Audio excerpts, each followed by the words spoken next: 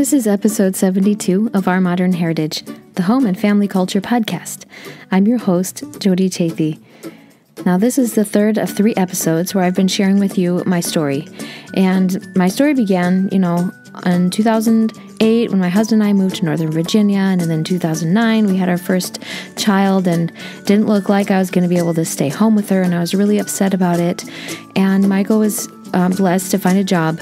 But after searching and applying to hundreds of jobs, he was only able to get the one job. And I don't know what was going on, if it was if it's because of the recession, or if it was just we didn't understand the algorithms of the application sites or LinkedIn or whatever, but it just never worked out. And so he always landed in jobs that were he was either underemployed or just not making enough. And in the 8 years that we lived in Northern Virginia, our expenses grew astronomically. We had student debts, and we acquired consumer debts, and not because we did anything very expensive or that we did anything to be not frugal. I mean, we were trying so hard to save money and to avoid spending.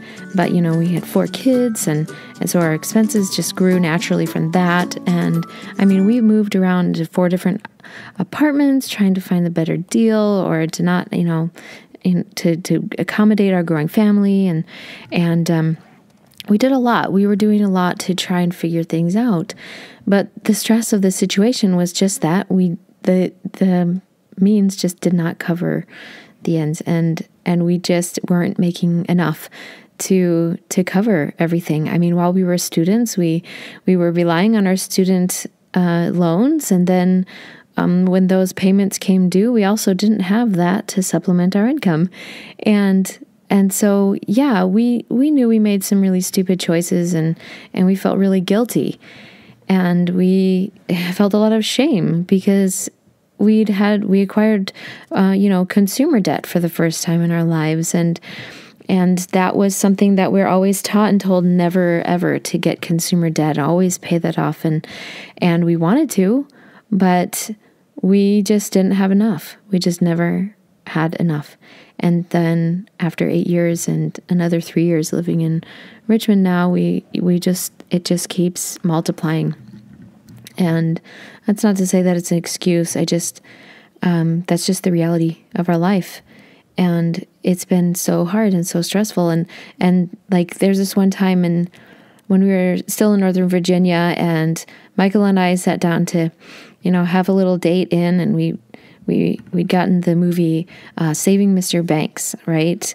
And we thought, oh, this will be a really cute movie because it's about how the author of Mary Poppins, the Disney wanted to make the books into a movie, and she really didn't like his style, and that sounds really funny or whatever. Yeah, that movie is not funny at all. It's actually incredibly tragic.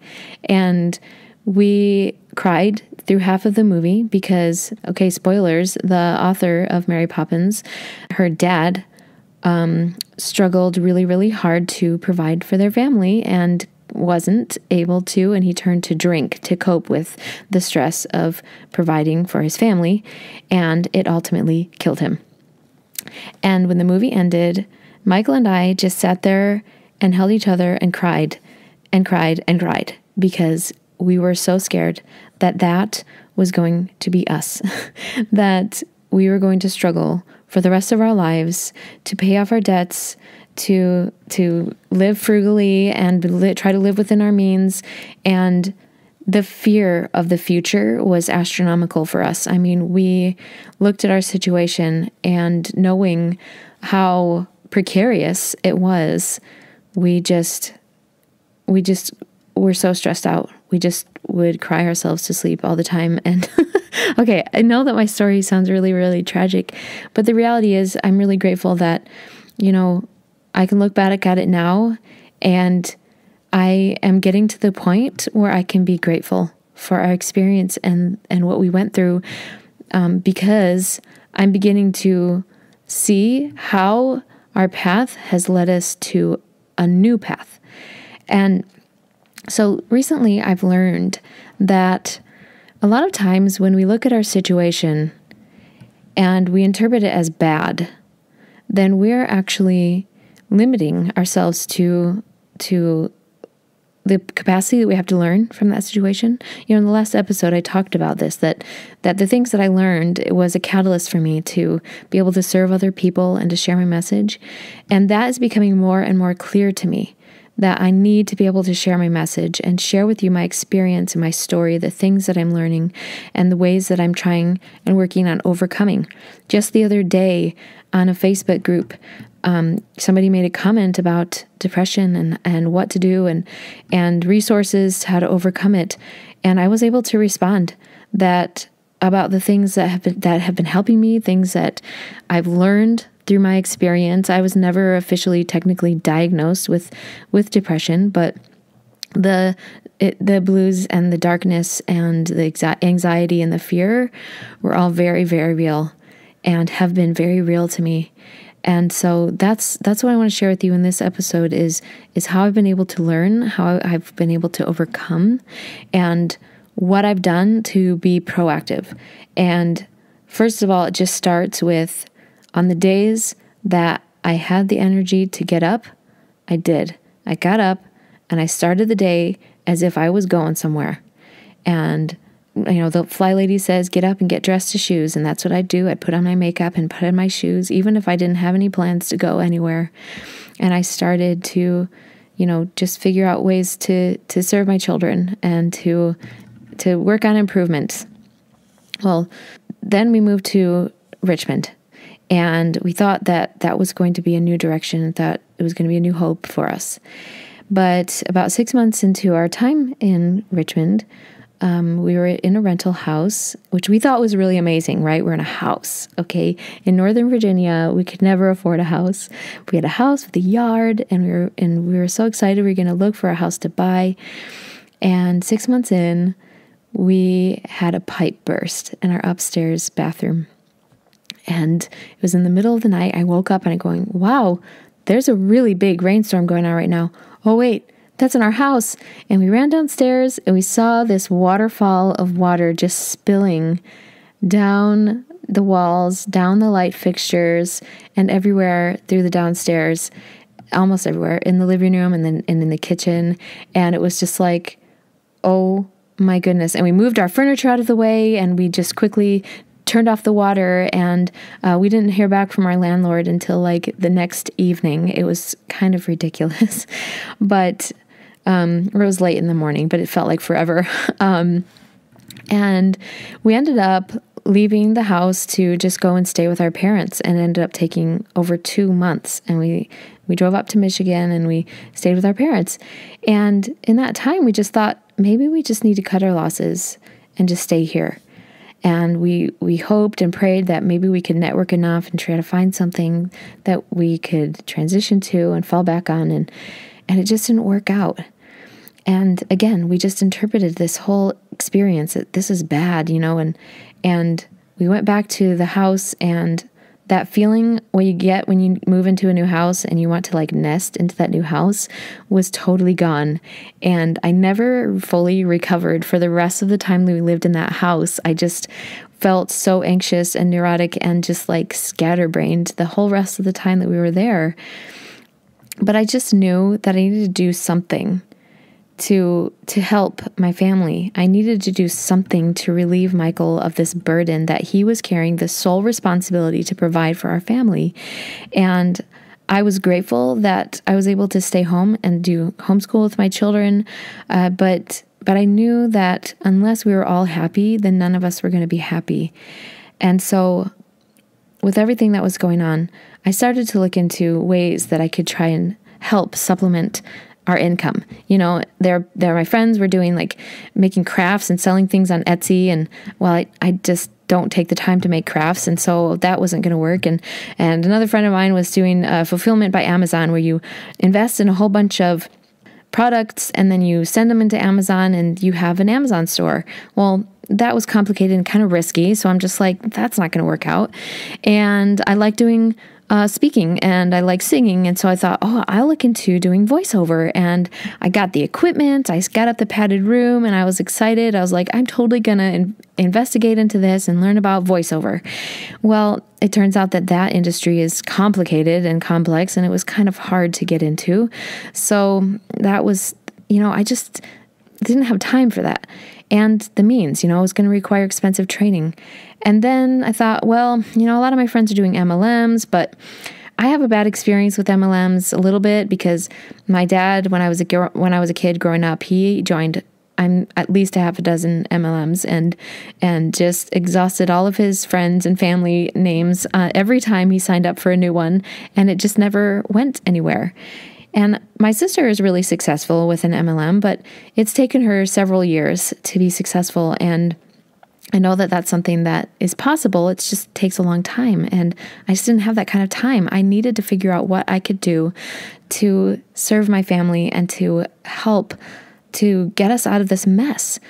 And because, we'd been working a lot on our financial defense, right? We're trying to be frugal. I had read budget books. I'd read ways to get out of debt and do these things, but we just didn't have the income to set up a financial reserve in order to start paying down our debts.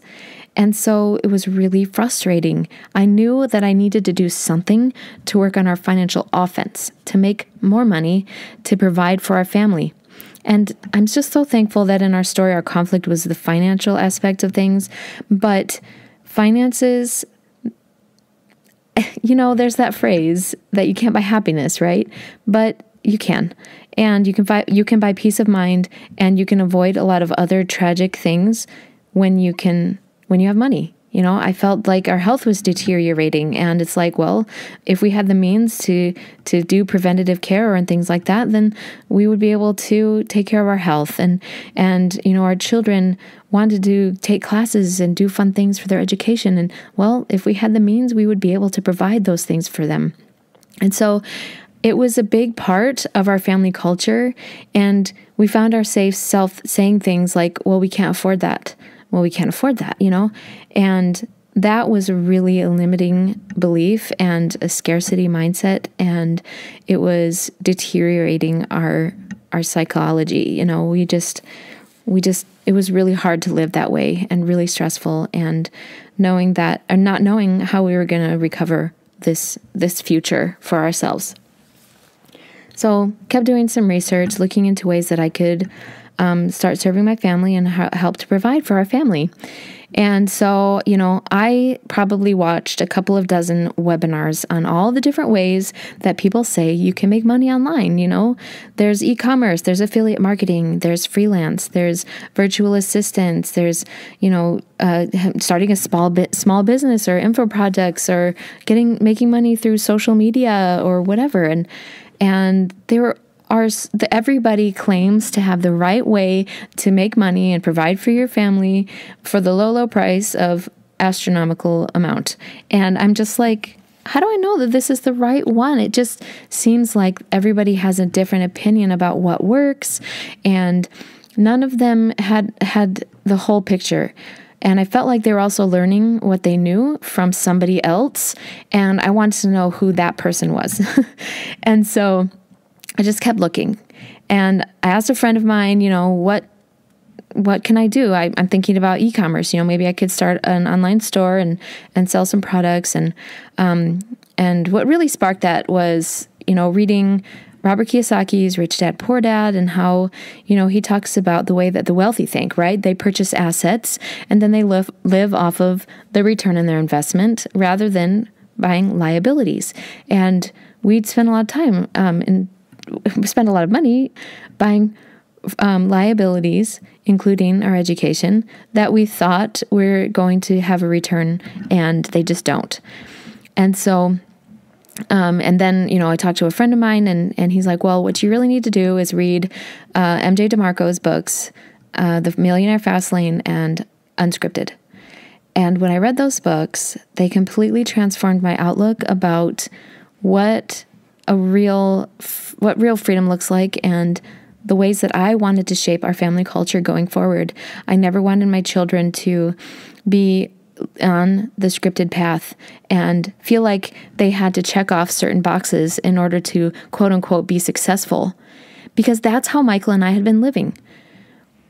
When I started this podcast, which was part of my research, I'd been listening to podcasts and they said that, I heard one that said you can monetize a podcast. And I was like, whoa, really? How do you do that? Okay.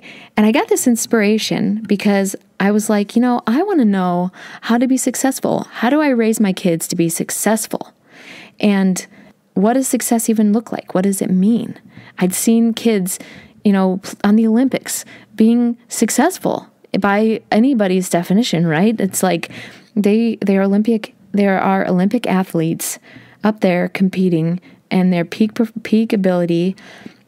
And that's something that I was like, that didn't just happen. That's something that somebody decided at some point that they wanted to become an Olympic athlete. And so they dedicated themselves to that. And, you see families who look like they're successful at church or whatever, and it's just like, seems like they're all put together. And it's like, what does that take? And so I'd learned about something about family culture when I served my mission for the Church of Jesus Christ of Latter-day Saints in Hawaii. And if you want to hear that story, you can look at my very first episode 000, which is only available on YouTube, or you can hear it on my Facebook Live that's also on YouTube. Or on Facebook, my Facebook page. Anyways, that I knew that Michael and I had started out our journey with our values intact. We had similar backgrounds. We talked about our faith. We talked about the values that we had.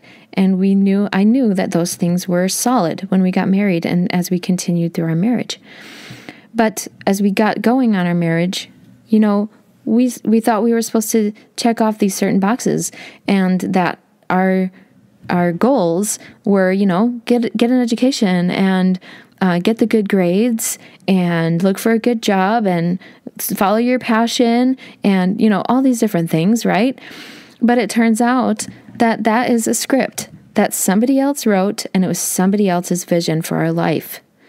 And that's what I've come to realize after starting this podcast, that we were living somebody else's vision and we never had our own vision, right? And so there was no way we were going to be able to succeed living somebody else's dreams, fulfilling somebody else's, filling somebody else's pockets in reality. And so we needed to take a step back here. When I started my podcast, I didn't know this. I had no idea that that's what I would discover.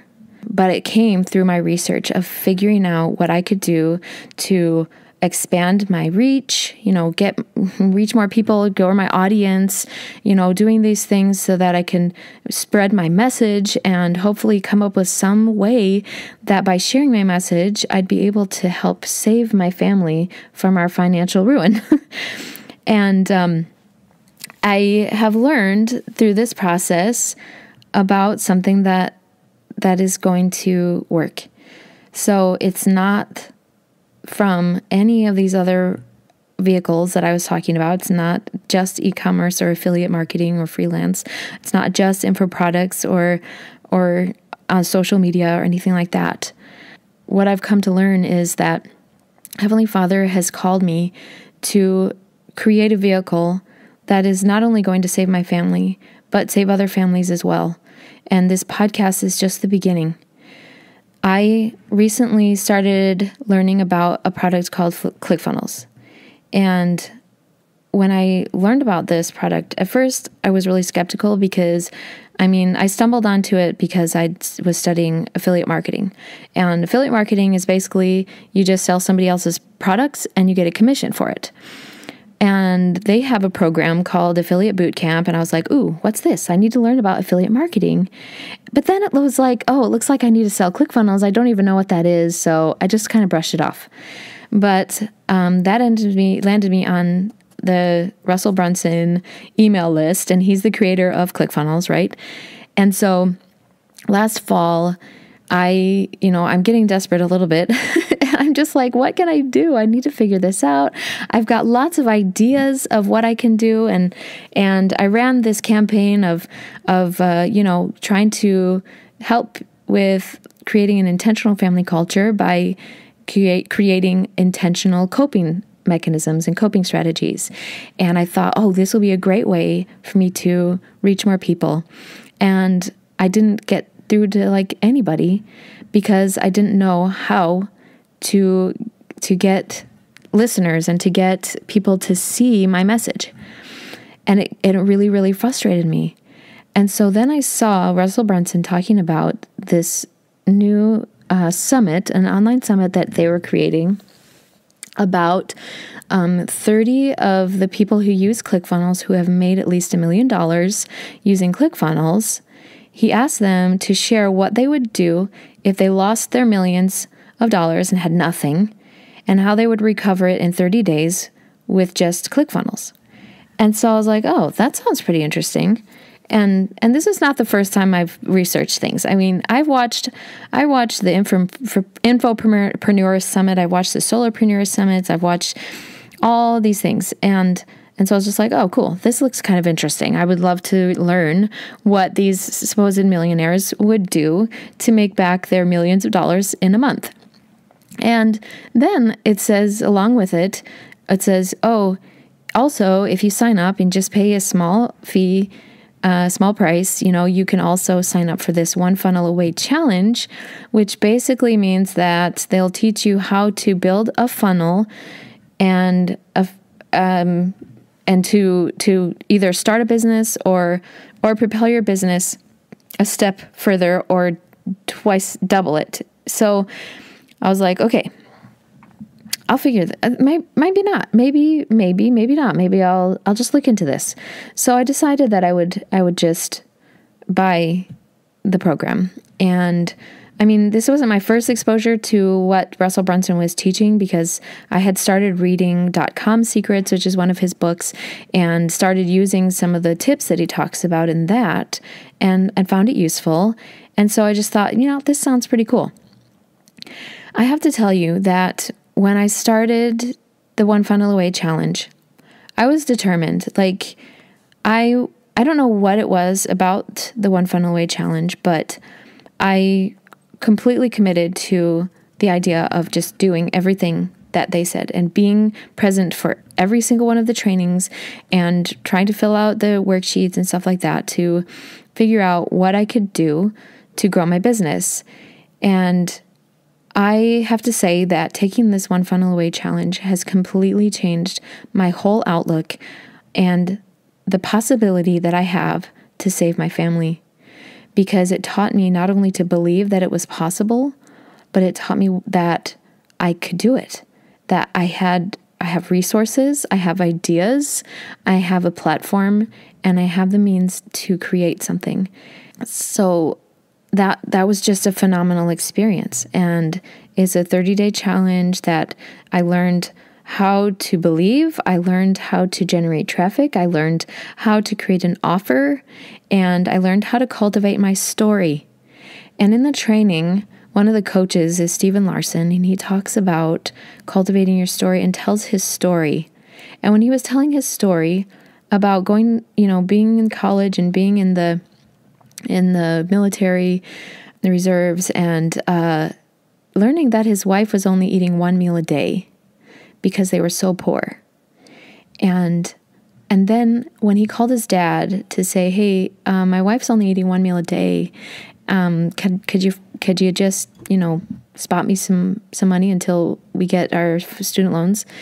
And his dad said no. And that when he heard his dad say no, he knew that he had to lean into the discomfort of this and to work and to learn about the things that he hadn't yet exhausted, the resources he hadn't yet exhausted, in order to provide for himself and his wife. And he was telling my story. And there were so many times when I would listen to his coaching and I would just be sobbing, because he not only was he telling my story, but he had also given me hope that it was possible, that I could save my family.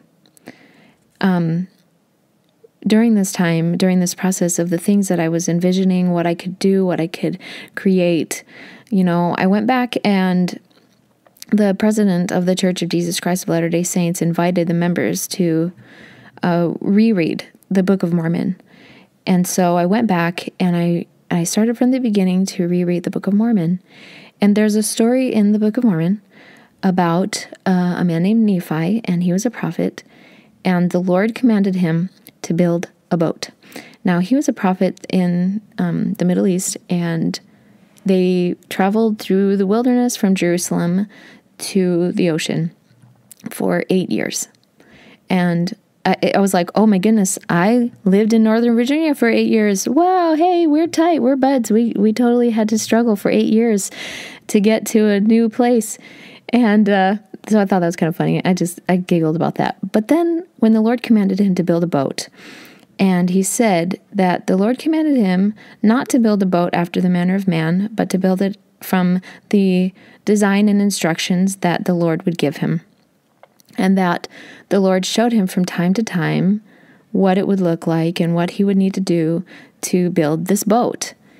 And it occurred to me, reading this portion of the Book of Mormon, and I don't know if this was, I know this was inspiration. If you believe in communication from heaven, then I know that this was it. That Heavenly Father was telling me that He had commanded me to build a boat when He invited me to start this podcast. And I didn't know what it was going to be. I didn't know what it was going to look like. I didn't know what the outcome would be. I just knew that if I started it and I started sharing the message and asking more questions and doing my research, that the Lord would show me from time to time what I would need to do to build this boat, to build this vehicle that would provide for my family. And that's happened. That, it's taken a lot of trial and error. It's taken a lot of looking down the wrong avenues of watching all these webinars and all these things and all these gurus and having just an incomplete picture. But that inspiration from time to time to just learn a little bits and pieces as I've come along in this journey has compelled me forward. It's kept me going. And in the story of Nephi, he has these two brothers, and their names are Laman and Lemuel, and they are super naysayers. And they said to Nephi, "There's no way that you can perform so great a work. There's no way." And they really tried to discourage Nephi. And there's a lot of times where the naysayers, they're me. They're inside my head. And they say, there's no way that you can perform so great a work. There's no way that you can save your family. There's no way that you can recover of this 11 years of accruing so much debt and so much depression and anxiety and stress. And so I've had to learn how to, just keep asking the Lord for inspiration, to keep asking Him to show me the next step, to keep showing me where I need to go from here to build this boat, to build this vehicle that's going to carry us across the ocean, figuratively speaking, that will save my family. I just want you to know that this is just the beginning, that I'm still constructing that vehicle. And there's so much that is coming in the future of the things that the Lord has shown me, of the vision that I have for this brand to bring you resources and value on how you can shape your intentional family culture. So in the last episode, I shared about this belief that, we are constantly trapped between the fear of failure and the pressure to perform. And something that I've learned along the journey, is that belief is a construct of the conveyor belt and the script. When Michael and I were going through our journey, we were so scared of failure. We were terrified. When our house flooded and we were like, well, should we just cut and run? Should we just cut our losses and get out of here? We were so scared that would be interpreted as failure. But all this time, we were so scared of failure that it brought us to this point. That if we had to do something that extreme. And it's really scary. It's so scary. But we were never living an intentional life. We were never following our own vision and our own dream of the future.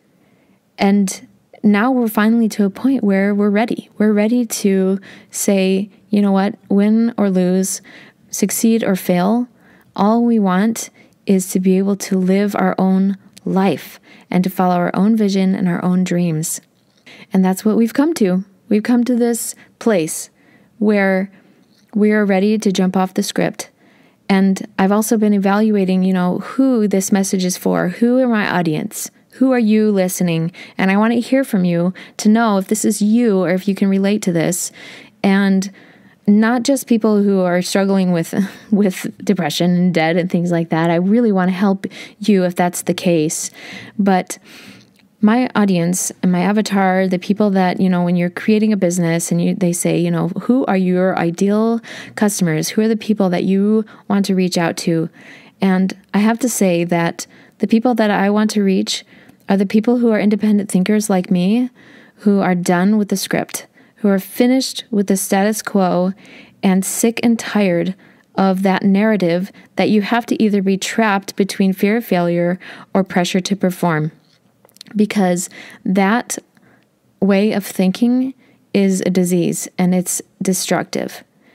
And it's never going to allow us to define what real success looks like. Because real success is the ability to embrace the process, the ability to create even in the midst of trial. It's the ability to look at the situation not as bad or good, but as an opportunity to grow and a blessing to embrace the love and the life that we have to enjoy and endure here. And that failure is temporary.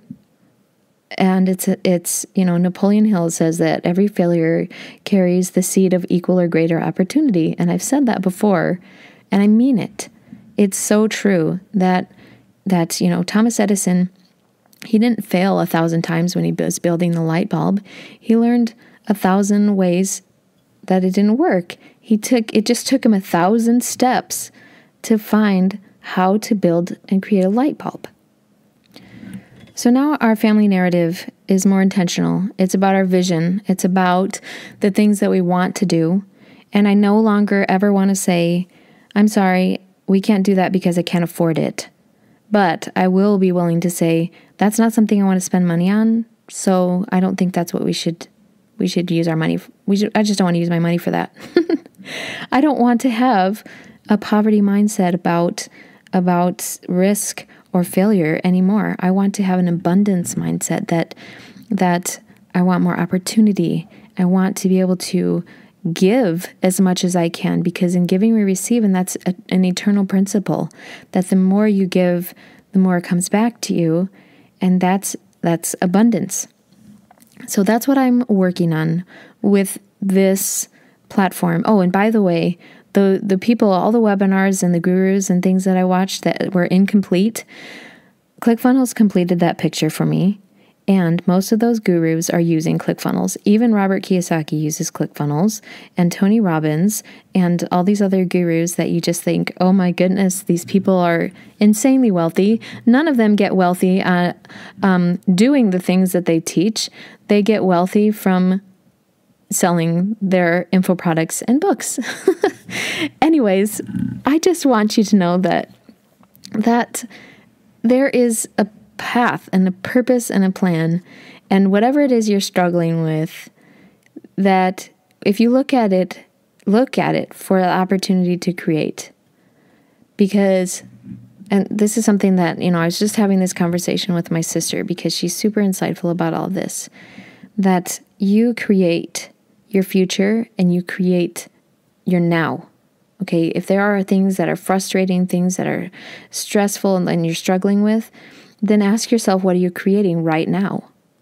And you have that power, because we, as human beings, we have the capacity to act rather than just be acted upon. And we allow ourselves to be acted upon, then we are giving up our agency, our freedom to choose. But we have that freedom. And that's what this platform is about. Be an independent thinker that has the agency, wants to use their agency to create the outcome that they desire. And that's what family culture, that's what intentional family culture is all about. So if that's you, I'd love to hear from you. And I want to share with you too what my dream is, what my plans are for the future. This podcast is just the beginning, and I'm so excited that I've been given this vision and this idea of where I'm going to be able to take this. Because after I did the One Funnel Away challenge, I was so inspired by it that I bought tickets to go to Funnel Hacking Live in Nashville, Tennessee this last February. And again, felt a million times inspired and excited to be among like-minded people who, are doing things because they want to serve and because they want to share. And we're not just running businesses to make money. We are running businesses to serve people and to solve problems. And the problems that I want to solve are to help you figure out how to raise successful children by intentionally shaping your family culture, meaning your values, your vision, your roles, your family meetings, and your narrative and your stories and your family history and all those things that create an intentional family culture. And this also comes back to the intentional ways that we cope with the stress of life, the ways that we endure the trials of life by being creative, by being intentional. And so the first thing that I'm creating and that I'll be launching here in the next week or so is my coping challenge. And it is a 30-day challenge that all it is just giving you resources in your toolbox that will allow you to cope with your stresses so that you can create intentional coping mechanisms that are constructive rather than destructive and creative rather than addictive. Okay? So imagine a world where we coped by creating something rather than sitting on our phones and looking at social media. So the reason why the social media and these things are so addictive is because they stimulate natural chemicals in our brains. And when our brains are depleted of those things, we seek out a coping mechanism to replenish those chemicals. So the dopamine, the endorphins, the serotonin, the oxytocin, all those things, those are in our brains naturally. And we want them, we crave them, and when they are depleted, we go back to the easiest and quickest way to get those things with yummy foods and electronics and things like that. And so the coping strategy is to help us to create more constructive coping mechanisms that will restore those chemicals in our brains in a natural way so we don't get addicted to substances. That's the first step in my value offerings that I'm going to have over the next couple of years. The next thing is I plan on creating a course about how to intentionally create a family culture. And the question that I want to ask is for you to share an email. You can just email me or go to my Facebook page or whatever, and I will be posting this somewhere, everywhere probably. I want you to tell me your number one question about how to raise a successful family, how to raise successful kids, assuming that you know the definition of success or you believe the definition of success. What is your number one question about how to raise successful kids without giving up your values? Because we hear lately in the news about people, buying their college admission for their kids and things like that. So how do you raise successful kids without giving up your values? That's what I want to share in the family culture course. And I'm creating a journal that will allow you to track your progress and keep track of your family stories and your family meetings. That's just the beginning. I have so much more that I want to be able to share. I want to be able to give you more. And as you sign up for my newsletter or purchase these products, you will be added to a Facebook group where you can join. You have the option to join a Facebook group where you can share with me your feedback and the things that you want and asking that question and asking the number one question that you have about how to raise a successful child to adulthood.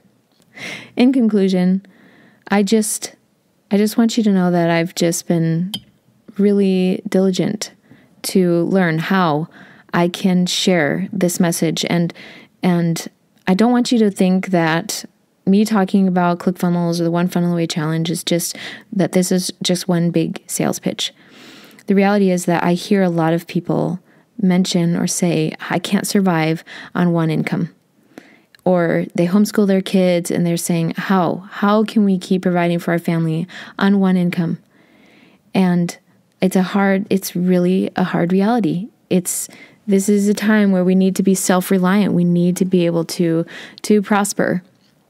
And by learning about all of this, and I set out 2 years ago, no, it was 3 years ago now, I set out on this journey because I was hearing people say this, and I was asking it too. How can people earn a living? And I knew people were making money online, and so I decided that I was going to come back to a homeschool conference or come on to other Facebook groups and things like that and be able to teach other families how they can make money online. And that's been my mission, because I really struggle with seeing other families who are financially deprived, because that's been my story. And having incomplete or insufficient funds is very detrimental to our relationships, to our health, to our psychology, all of that. And so I was determined that I was going to be able to come back and teach these principles in a way that people could understand and apply. I mean, I've asked other podcasters, I've asked other people who are making money online, how do you do this? How are you earning a living or supplementing your income? And all of them would say, oh, it's really complicated. Oh, I don't know. I hired a coach, and so it's a very individual coaching. And so, there's no way that I would be able to afford that. And it was always like, is that really the way? Are they going to have the complete picture? And I can say honestly that I am sharing this with you about ClickFunnels because it completes the picture.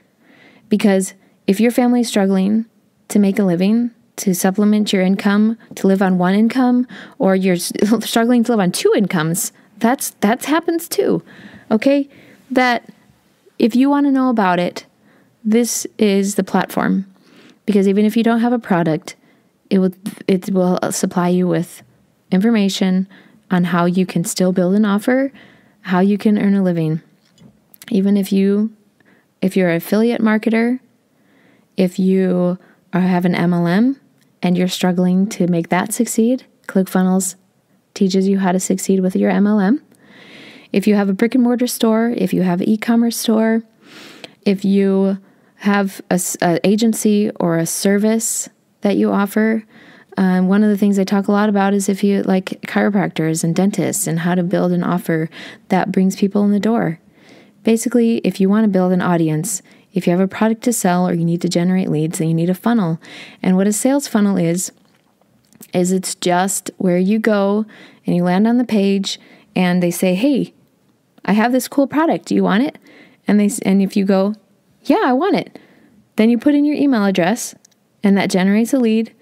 And then they're able to share with you the services and products that they have to offer you. And you are welcome to opt out of any and all of it. But the One Funnel Away Challenge taught me how to do it and how to hope that it was possible for our family to earn a living. And we're at that point where we are actually fully invested in this process. And so I don't want you to think that I'm teaching you or telling you about it just because I want you to buy ClickFunnels or whatever.